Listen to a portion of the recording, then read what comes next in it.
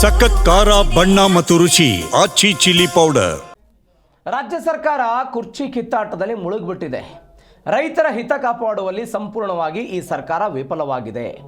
ಎಲ್ಲ ಸಮಸ್ಯೆಗಳಿಗೂ ಕೂಡ ಕೇಂದ್ರದತ್ತ ಬೊಟ್ಟು ಮಾಡ್ತಿದೆ. ಗೊಂದಲದಲ್ಲಿಯೇ ಕೈ ಸರ್ಕಾರ ತನ್ನ ಸಮಯವನ್ನು ಕಳೀತಾ ಇದೆ ಅಂತ ಮಾಜಿ ಸಚಿವ ಬಿಸಿ ಪಾಟೀಲ್ ಹೇಳಿಕೆ ಕೊಟ್ಟಿದ್ದಾರೆ. ರೈತರ ರಕ್ತ ಹೀರುವುದೇ ಕಾಂಗ್ರೆಸ್ನ ಸಾಧನೆ ಆಗಿದೆ ಅಂತ ಬಿಸಿ ಪಾಟೀಲ್ ವಾಗ್ದಾಳಿ ನಡೆಸಿದ್ರು ಶಿವಮೊಗ್ಗದಲ್ಲಿ.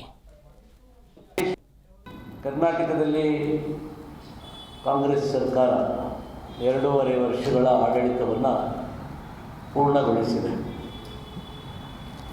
2.5 ವರ್ಷಗಳ ಆಡಳಿತ ಬರೀ ಗೊಂದಲದಲ್ಲೇ ಹೋಗ್ತಾ ಇದೆಯೇ ಹೊರತು ಯಾವುದೇ ಅಭಿವೃದ್ಧಿ ಕಾರ್ಯಗಳ ಬಗ್ಗೆ ಸರ್ಕಾರ ಗಮನ ಹರಿಸ್ತಾ ಇಲ್ಲ. ವಿಶೇಷವಾಗಿ ದೇಶದ ಬೆನ್ನೆಲುಬಾದಂಥ ರೈತರನ್ನು ಕಡೆಗಣಿಸಿರುವುದೇ ಬಹಳ ದೊಡ್ಡ ಇವರ ಸಾಧನೆ ಆಗಿದೆ.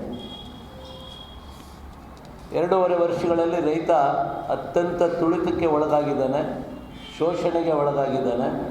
ರೈತನ ರಕ್ತವನ್ನು ಹೀರುವಂಥ ಕೆಲಸವನ್ನು ಇವತ್ತು ಕಾಂಗ್ರೆಸ್ ಪಕ್ಷ, ಕಾಂಗ್ರೆಸ್ ಸರ್ಕಾರ ಮಾಡ್ತಾ ಇದೆ.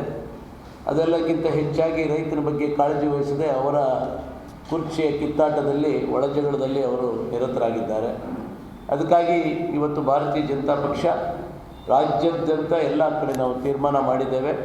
ಈ ಭ್ರಷ್ಟ ಸರ್ಕಾರ ಅದರ ವಿರುದ್ಧ ಹೋರಾಟವನ್ನು ರೈತರು ಬೀದಿಗೆಳೆದು ಮಾಡಬೇಕು, ರೈತರಿಗೆ ನ್ಯಾಯ ಒದಗಿಸಬೇಕು ಅನ್ನೋಂಥ